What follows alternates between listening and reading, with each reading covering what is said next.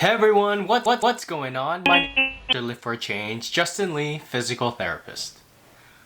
Oh, so sorry. Let me check that again. I'm so sorry.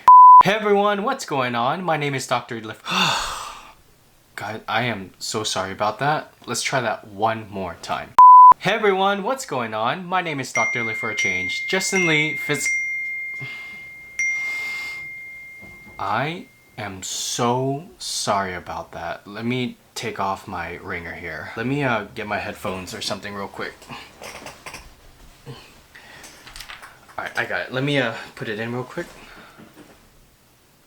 Alright, thank you for this opportunity. That was so bad. Oh my gosh. Was that frustrating to watch? Now imagine you're in the physical therapy interview and all of that stuff happens while you're interviewing. Think about the frustrations, and even more disastrous, think about what the interview panel will think of you when all those things happen. There is nothing worse and more frustrating for you and the interview panel for this to happen during the physical therapy interview. Trust me, this has happened to students, and guess what? This definitely led them towards the road to rejection. And I do not want this to happen to you, because all these things are absolutely preventable. Hey, what's up you guys? My name is Dr. Live for a Change, Justin Lee, physical therapist. I'm a high-performing physical therapy school coach, and I help students get accepted into physical therapy school the first time. In this video, I'm going to be sharing tips to prevent the 3 disastrous things that can happen during your interview that will lead you to being rejected. So for more pre-PT insights and strategic tactics that you can implement today from a high-performing physical therapy school coach that helps students get accepted into physical therapy school the first time, make sure you subscribe to this channel.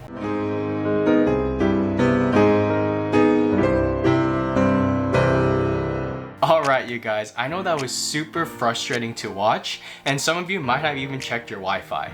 If that was you and you double checked your Wi-Fi, let me know in the comments below. But guys, there is nothing more frustrating for these things to happen during your interview. And I'm sure while you were watching this video, you got frustrated. But imagine what will happen and what you and the interview panel will feel like when this happens during your interview. So I do not want this to happen to you. So let's get into some tips on making sure you prevent these 3 disastrous things. Alright, so the first thing that you want to check is to check for your connection speed. This is really easy to do, and I'm going to share how to do that in just a little bit. But your connection speed is determined on your megabits per second. And generally what people recommend is to have about 2 to 3 megabits per second for upload and download speed so that you can make sure you have crystal clear audio and video.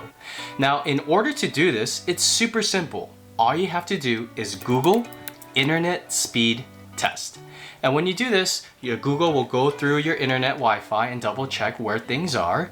And if it's below 2 or 3, you definitely want to make sure you are prepared and you go to a place, whether it's at your home, someone else's home, coffee shop, to make sure that your internet speed is up to date. Nothing worse when things get laggy, they can't hear you, and it's just super frustrating, and maybe you even end your call because of that. Now, I'm gonna give you one little tip here that you can do to definitely prevent this if it does happen to you, okay? So before you start your interview, make sure you tell them, hey, my internet speed is kind of wonky right now. What I can do is, could I give you my phone number so that in case we do get disconnected, could you give me a call so that we can continue this interview? Bro, dude, that is such a good thing to say, because 1, you're acknowledging that something is happening that you can't control, and number 2, it displays professionalism because you're being responsible for these things and you're opting in and you're suggesting an alternative to make sure that the process can still continue. Okay, so the second thing I want to talk about is to check your screensaver. Now the screensaver happens when you just leave your computer idle, right? And you're not touching anything, and you don't want to be distracted and thinking about always moving your mouse around. So this is a very simple task that you can do. All you need to do, if you have a Mac, is go to your system preferences, go to your screensaver, and on the bottom left corner, it defaults to about 20 minutes. Just go ahead and change that over to never. And if you see any hot corners, make sure you make all of them off, or make sure you have that line or blank on that space. So if you do go over some of those places, that screensaver won't come on. Now, if you have a Windows, I'm sorry, I don't have a Windows, so you can just double check how to take off your screensaver for Windows on Google, and there will definitely be some ways to show you how to do that. Okay, and lastly, now this is something that's like super frustrating and totally avoidable, is to check your notifications. There's nothing worse when you're trying to talk or someone's talking and you hear a bing, bing, bing. I'm telling you, this is super easy to avoid, but something that a lot of students do not even think about. And the timing of it can't be worse when you're trying to explain something and your friend literally says, "Hey, how are you? How are things going? Let me tell you something." And you know those people who text like that instead of a longer paragraph? Oh, so annoying, right? So the solution is very simple. A couple things. Number one, put your laptop on do not disturb mode so nothing happens like that. And as a safety check, and this is something that I would personally do just so that you can hear better and communicate better, is simple. Just use some headphones, right? Ooh, headphones. Headphones are an easy way to go and plug in so that if it does happen and maybe you like forget how to do the notifications, or you're not sure if it worked if you took those notifications off, at least if it's in your headphones, you will hear the bing, bing, bing, but they won't hear the bang, bang, bang. You know what I'm saying, right? So that's a super simple solution for you to avoid these notification bells. And so you don't have to mute your computer and mute, unmute, mute, unmute. So in this video, I covered only 3 out of the 11 technical checklist things that you should avoid.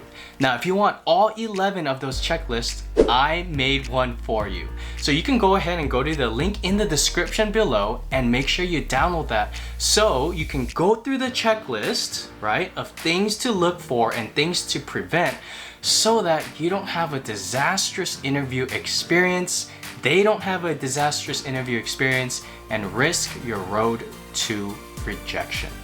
It has happened, and I do not want it to happen to you. Now, if you found this video to be super helpful, I'd really appreciate it if you comment below and see which ones were the ones that you didn't even think about, or which ones where you were like, oh, I knew this, but thank you for reminding me. I hope this video helped inspire you so that you can learn all 11 or 3 of the ones that we talked about today. And once you download the PDF in the description below, you can learn more about the 11 checklist things that you can prevent to not have a disastrous interview experience. Every day is a great day to lift weights, lift others, and lift yourself up. Stay lifting, stay aloha. God bless. Have a great one, you guys.